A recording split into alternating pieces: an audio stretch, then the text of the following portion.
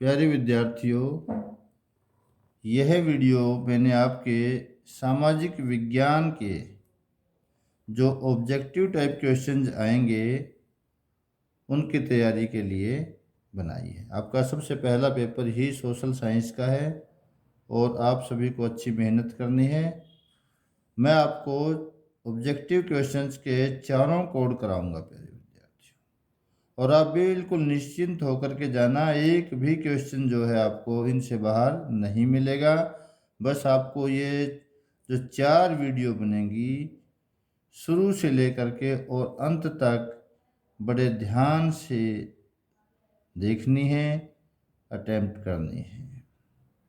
तो हम शुरू करते हैं। जो कोड ए है, पहला क्वेश्चन, नेपोलियन किस देश का शासक था? आपको ऐसे ही ऑप्शन दिए मिलेंगे: France, Germany, Italy, England. Napoleon France देश का शासक था। उदारवाद, जो लिबरलिज्म शब्द से बना है लैटिन भाषा के, वो किस प्रकार की सरकार पर बल देता है?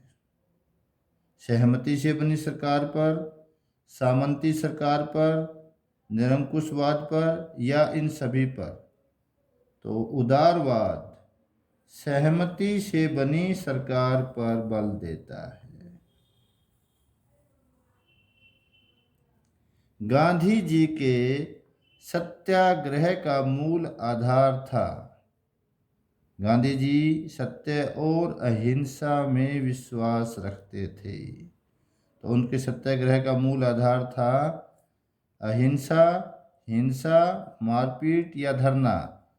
तो गांधी जी के सत्याग्रह का आधार था अहिंसा। दलित वर्ग एसोसिएशन की स्थापना किसने की? Doctor Bhimrao Ambedkar, doctor Rajendra Prasad, Mahatma Gandhi, option D Jawaharlal Nehru.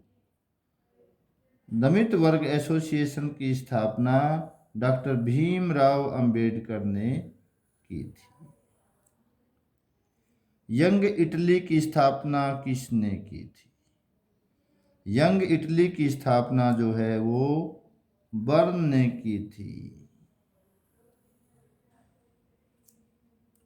Bharat में प्रिंटिंग प्रेस की स्थापना सबसे पहले कहाँ हुई थी?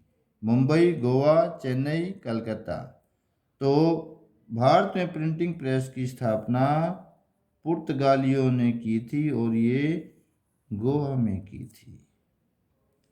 वर्नाक्यूलर प्रेस एक्ट कब पास किया गया? 1878 में, 1768 में, 1789 में, 1809 में। तो वर्नाक्यूलर जो प्रेस एक्ट है वो 1878 में पास किया गया था। श्रीलंका की आबादी में सबसे बड़ा हिस्सा किस सामाजिक समूह का है? सिंघली, श्रीलंकाई तमिल, भारतीय तमिल, मुस्लिम। श्रीलंका की आबादी में सबसे बड़ा हिस्सा, लगभग 79% हिस्सा, वो सिंघलियों का है, जो सिंघली भाषा बोलते हैं, जो बौद्ध धर्म को मानते हैं। भारत, अमेरिका, पाकिस्तान, श्रीलंका साथ आकर संघ बनाने का इनमें से कौन सा उदाहरण है? Coming together. तो अमेरिका जो है वो कमिंग टुगेदर, साथ आकर संघ बनाने का उदाहरण है। उस संगठन का नाम बताइए जिसके साथ भारत में हर दल को पंजीकरण कराना पड़ता है। संसद, चुनाव आयोग, संसद, या उपरोक्त में से कोई नहीं। यहाँ पर ये संसद 2 बार लिखा गया, दोनों। लेकिन जो इसका आंसर है वो है चुनाव आयोग। चुनाव आयोग वह स्वतंत्र और निष्पक्ष संगठन है जिसके साथ भारत में हर दल को पंजीकरण कराना पड़ता है। वे विषय जो इन 3 सूचियों के अंतर्गत नहीं आते। जो 3 सूचियां, संघ सूची, राज्य सूची, समवर्ती सूची, तो उन शक्तियों, उन विषयों को क्या कहा जाता है, किसके अंतर्गत आते हैं? वो आते हैं रेजिड्यूरी पावर्स, अवशिष्ट शक्तियाँ, जो केंद्र सरकार के पास आती है। जिन विषयों पर, जो इन तीनों में से जो विषय इन तीनों सूचियों में से किसी में भी नहीं आते, उन पर कानून बनाने का अधिकार केंद्रीय सरकार को होता है। भारत, बांग्लादेश, नेपाल, श्रीलंका, इनमें से कौन सा देश लोकतंत्र को सबसे अधिक बढ़ावा देता है? हमारा जो भारत देश है, ये लोकतंत्र को सबसे अधिक बढ़ावा देता है। दुनिया की सबसे बड़ी डेमोक्रेसी, लोकतंत्र भारत है। भारतीय राष्ट्रीय कांग्रेस की स्थापना कब हुई? भारतीय राष्ट्रीय कांग्रेस की स्थापना 1885 में A.O. ह्यूम ने की थी। बेल्जियम कौन से महाद्वीप में है? बेल्जियम यूरोप महाद्वीप में है, जिसके साथ फ्रांस, जर्मनी और नीदरलैंड 3 देशों की सीमाएं लगती हैं। भारत की 2 राष्ट्रीय पार्टियों के नाम लिखो। भारत की जो 2 राष्ट्रीय पार्टियां हैं, भारतीय जनता पार्टी बीजेपी और भारतीय राष्ट्रीय कांग्रेस पार्टी। एक है भारतीय जनता पार्टी, दूसरी है राष्ट्रीय Congress party, Indian national Congress, भारतीय राष्ट्रीय कांग्रेस। विश्व के अधिकांश देशों में क्या पाया जाता है? विश्व के अधिकांश देशों में लोकतंत्र पाया जाता है या तानाशाही पाई जाती है? तो विश्व के अधिकतर देशों में लोकतंत्र पाया जाता है। ऐसे जो फिल इन दी ब्लैंक्स वाले क्वेश्चन आएंगे, उसमें आपको 2 ऑप्शन मिलेंगे, 2 में से आपने एक भरना है। विश्व के 25 देशों में संघीय शासन व्यवस्था है। क्या यह कथन सही है? हाँ, यह कथन बिल्कुल सही है। विश्व के 25 देशों में संघीय शासन व्यवस्था है।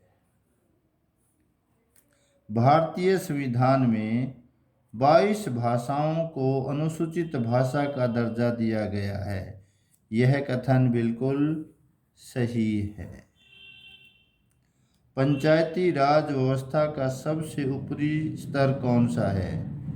पंचायती राज व्यवस्था का जो तीसरा स्तर है, जो सबसे ऊपरी स्तर है, वो है जिला परिषद।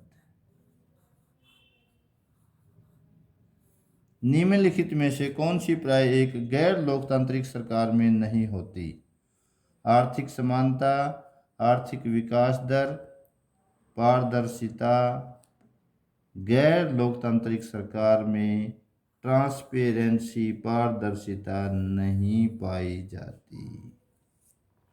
निम्न में से कौन सी खरीफ की फसल है? गेहूं, सरसों, चना, कपास। इसमें से जो है कपास जो है वो खरीफ की फसल है। इनमें से कौन सी एक फलीदार फसल है? दालें, मोटे अनाज, ज्वार, तिल या तिल। दालें जो है वो एक फलीदार फसल है। नेक्स्ट क्वेश्चन है प्यारे विद्यार्थियों, निम्न में से कौन सा उद्योग चूना पत्थर को कच्चे माल के रूप में प्रयोग करता है? एल्यूमिनियम नहीं, ये बॉक्साइट को प्रयोग करता है। सीमेंट, हाँ, सीमेंट जो है चूना पत्थर का इस्तेमाल करता है। चीनी में जो है गन्ना इस्तेमाल होता है। 1854 ईस्वी में भारत में पहला सफल सूती वस्त्र उद्योग कहाँ लगाया गया? 1854 ईस्वी में भारत में पहला सफल सूती वस्त्र उद्योग मुंबई में लगाया गया।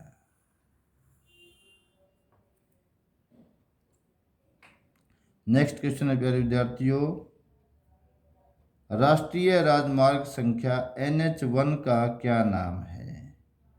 राष्ट्रीय राजमार्ग संख्या NH1 का नाम है शेर शाह सूरी मार्ग।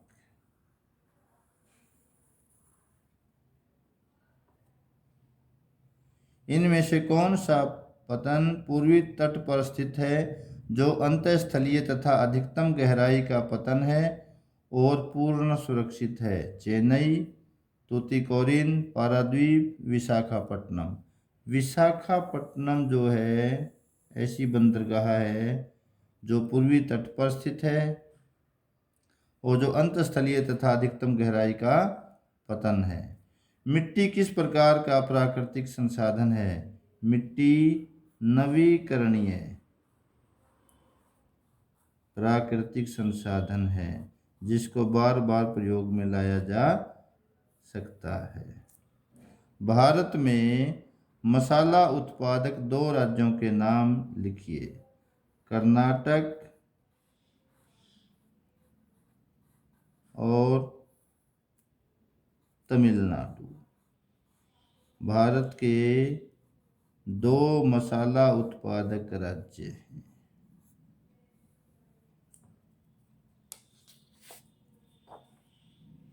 भारत में 3 फसल ऋतुओं के नाम लिखो।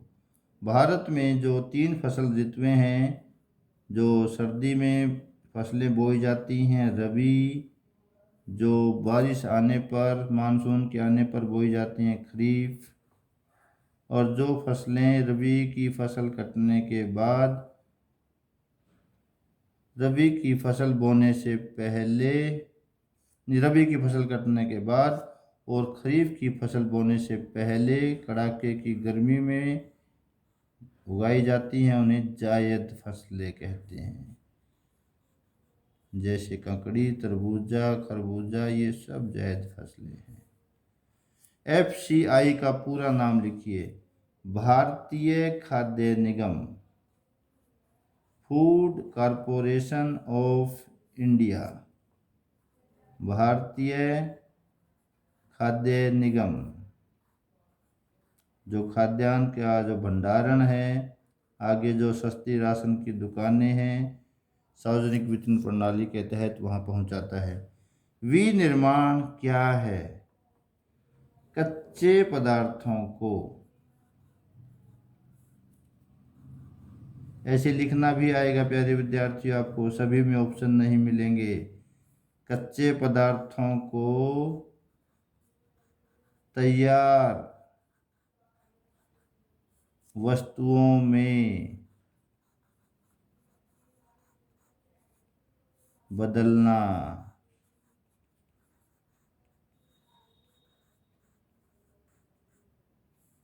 विनिर्माण है।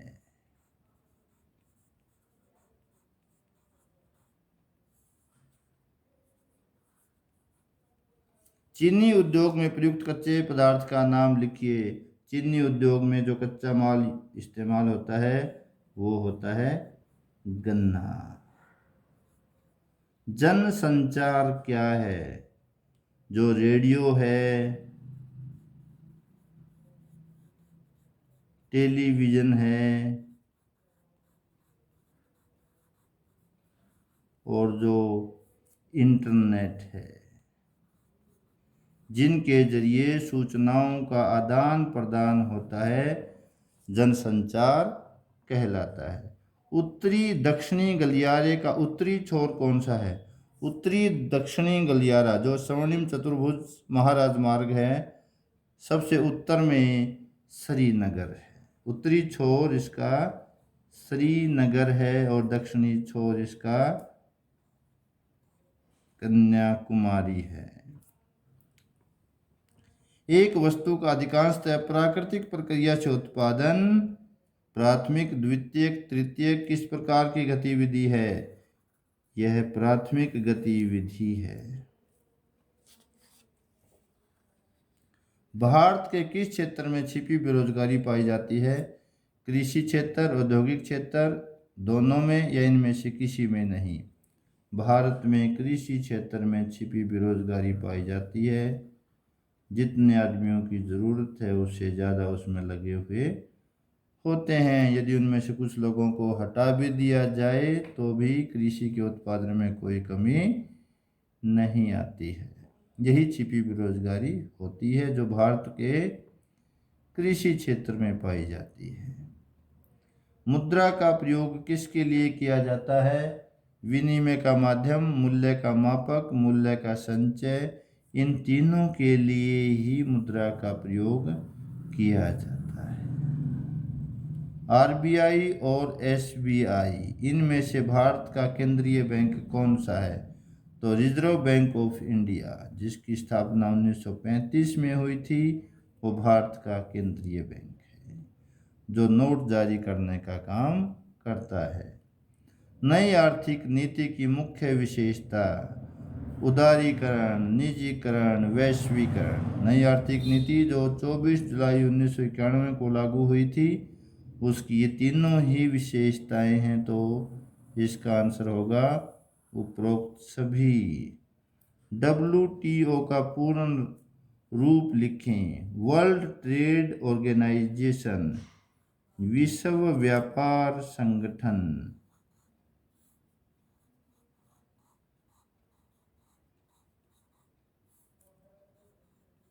WTO का पूरा रूप है। इस प्रकार से आपको प्यारे विद्यार्थियों 40 क्वेश्चन आएंगे। आपको वीडियो कैसी लगी आपने कमेंट बॉक्स में जा कर के ज़रूर बताना है।